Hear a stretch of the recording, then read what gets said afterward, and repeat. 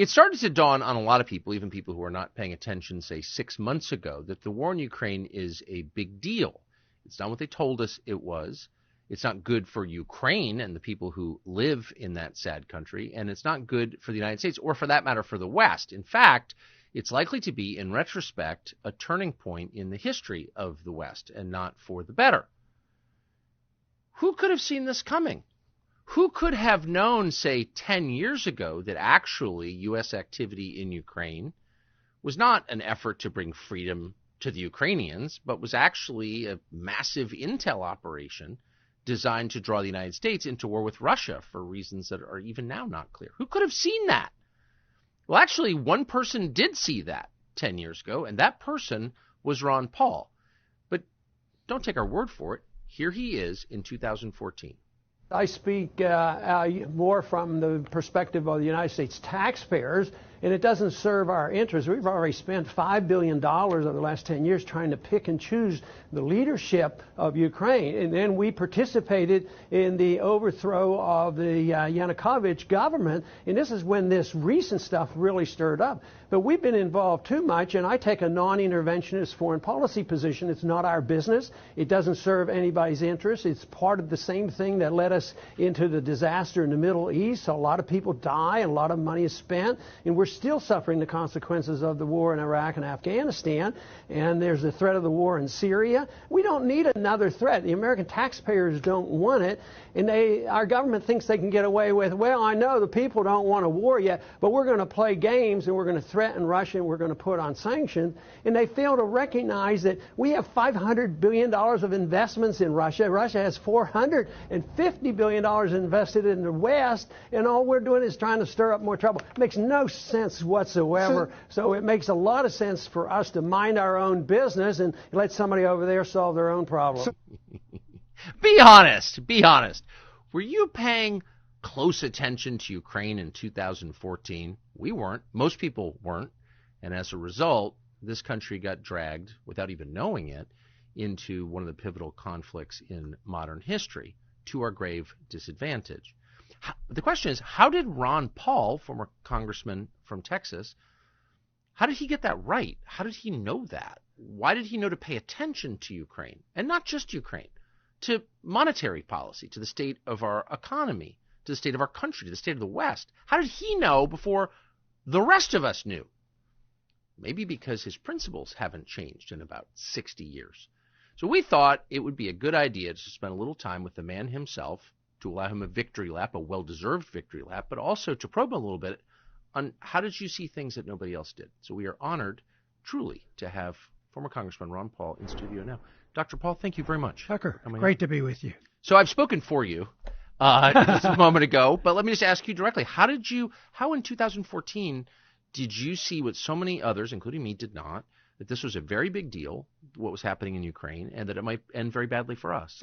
Sometimes the people who are running the operation gives you an idea, like Victoria Nuland, yes, and Jeffrey Pyatt.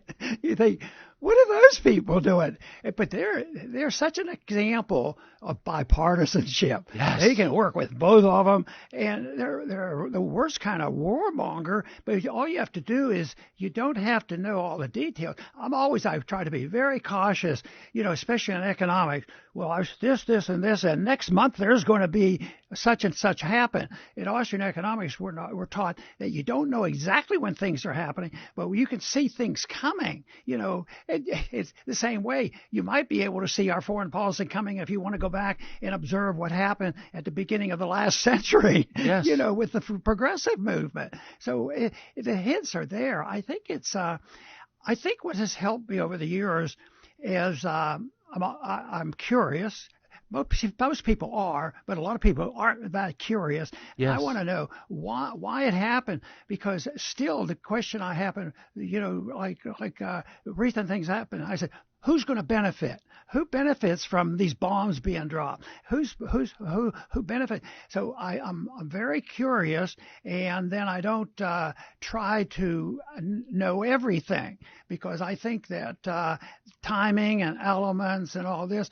But I'm always impressed that there are people awakening. They wake up and they say, this whole thing about audit the Fed, that came out of a speech I gave to the University of Michigan, and that was early in the presidential things, and it was the crowd, those college kids, and I worry because I'm going to a liberal campus, I don't know what they'll think of me, and they started saying, end the Fed, and they took out Federal Reserve notes, and they were burning Federal Reserve notes. So I figured, there's somebody's missing the boat, because these kids know a lot more than they're giving credit for. I've changed my mind totally and completely, because there are a lot of bad examples in college. There's a lot of junk going out there. Yes. A lot of bad professors. Did you know that? I've heard that. Yes. A lot of bad professors. So I'm very impressed.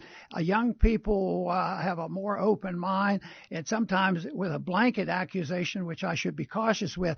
I much rather talk to young people who are curious than the people who belong to the Chamber of Commerce. I agree with you. Because the Chamber of Commerce people symbolizes the lobby.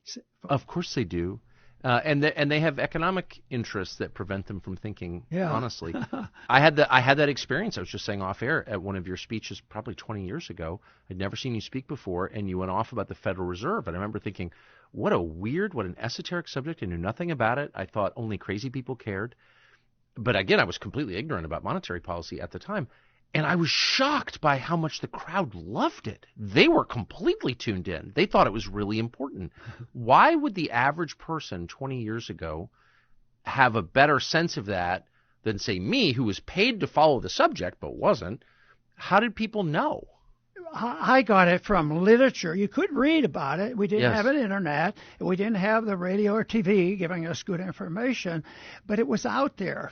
For one group that helped me a whole lot was Leonard Read, the Foundation for Economic Education. Yes. I knew him, and he was a true believer. He was a dignified person and very likable, and he talked about process, how you reach people, and but he was very, very libertarian in his own way, but he was sort of an intellectual. And he influenced me a lot, so I read everything he did, and he did a lot of literature. But the follow-up of that was, of course, the Mises Institute, and Yes. and I was part of that, and I think, I think they're important people. I know people on TV are really important. Oh, so important. So important. But there are a lot of people that are important. I think the ideas are the most important, and they come and go, and but the ideas make all the difference in the world. I mean, I look at the need for the ideas on how our country came about. You know, Thomas Jefferson and others that knew exactly what they were talking about. But we don't have many Thomas Jeffersons around anymore. So, but there's more people. There are influence there, but there are more. But the underground, the silent majority, the remnant. I believe in the remnant both in a philosophic and a religious sense. When things deteriorate, there's always somebody there that's going to gather together, 10, 12, 15, 200, or 500. They gather together and they talk about the real things that are important.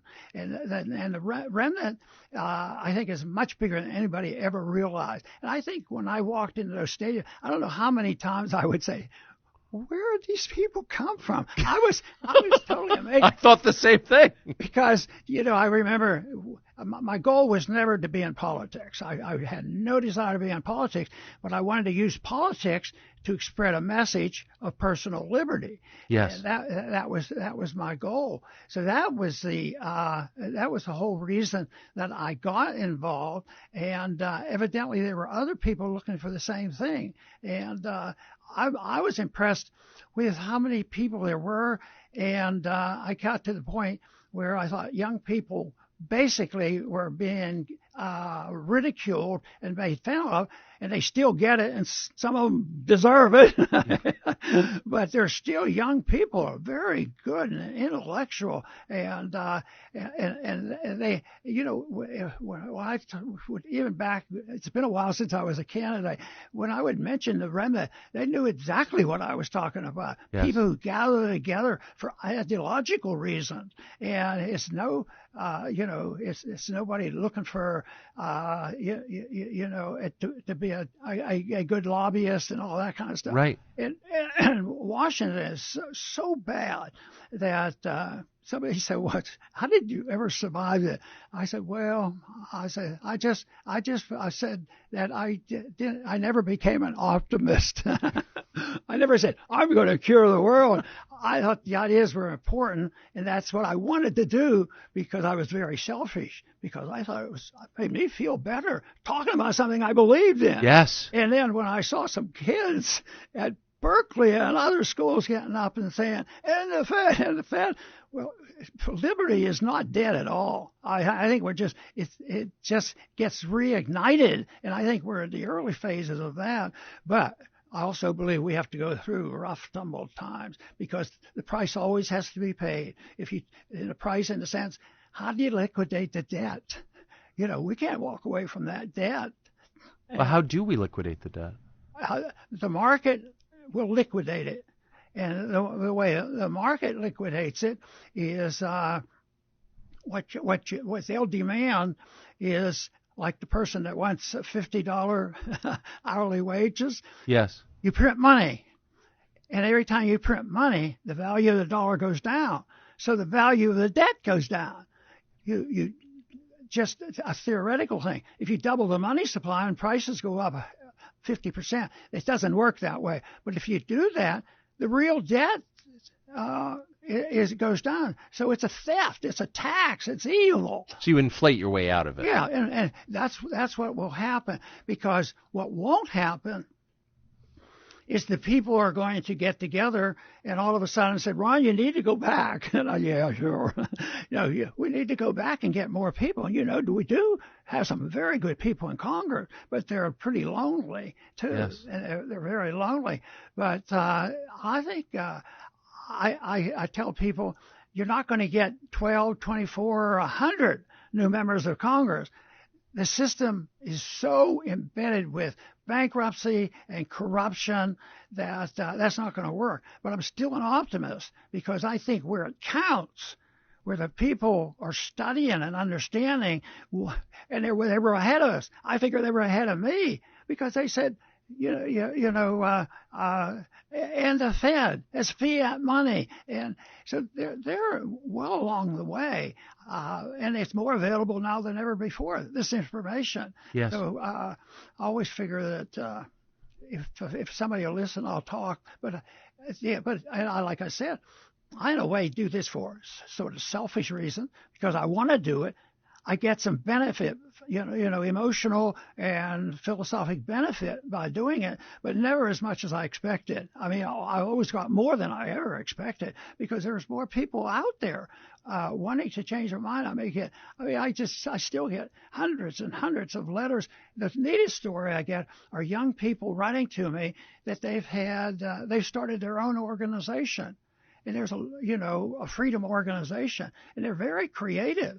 And at the end of my speeches, I used to talk about, if you're listening and you agree with this, I think you have a higher moral responsibility than somebody that just doesn't know what's going on. Right. That you have the responsibility to put it out there, and that I think is a lot of them took me at my word, and they have started their own organization.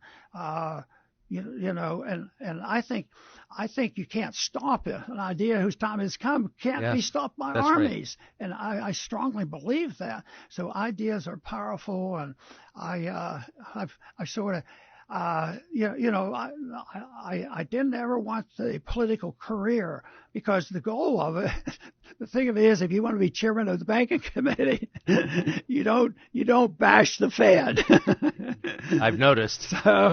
So it's But I think every issue we deal with, you can look at it the same way, whether it's personal liberty, whether it's the foreign policy, or whatever, or monetary policy.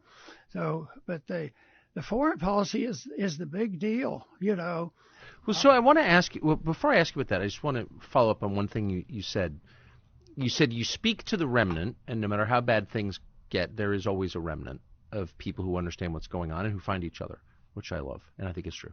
But you said it's not just a political or practical consideration for you, it's also a spiritual principle for you. What did you mean by Well, I think my spiritual beliefs, which I don't carry on sleeve. I know, but I know they're sincere. I think that Free speech is bigger than any one person or any one organization. Societies are defined by what they will not permit. What we're watching is the total inversion of virtue.